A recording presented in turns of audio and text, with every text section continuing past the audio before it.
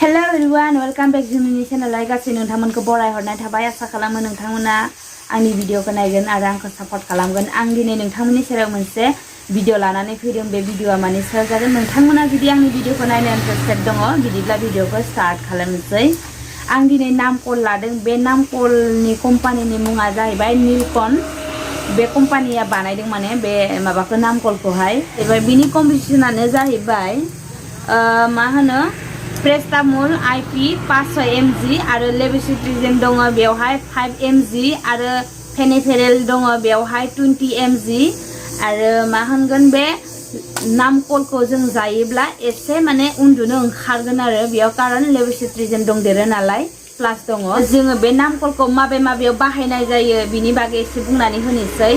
बे नाम कलखौ जोङो जेराव गगा मोननाय, गुजुनाय, आथिं आखाइ ख्रुब ख्रुब मोननाय आरो खर' सानाय बेफोरबायदियाव जोङो बेखौ बाहायनाय जायो। आरो बे नाम कलखौ जानानै माबा मोनसे साइड इफेक्ट जुदि जादोंब्ला नोंथाङा थाबैनो डक्टरनि सेराव देखाय।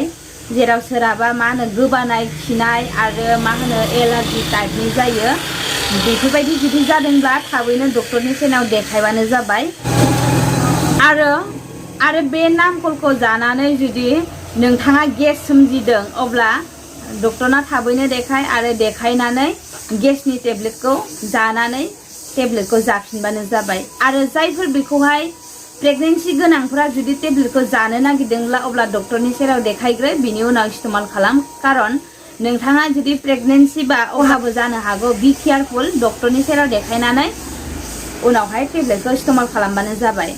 आरो नोंथांमोना जुदि माबाफोर मिन्थिबावनो लुगैदोंब्ला अब्ला कमेन्ट सेक्सननि गेजेरजों बुंहरबानो जागोन। आं जा एसे मिन्थिदों बेखौ नोंथांमोननो शेयार खालामनो नाजागोन। दिनैनि भिडिअआ एसेनोसै आरो फैबाय थानाय भिडिअनि गेजेरजों लोगो मोनगोन। लाभ इउ अल, बाय बाय।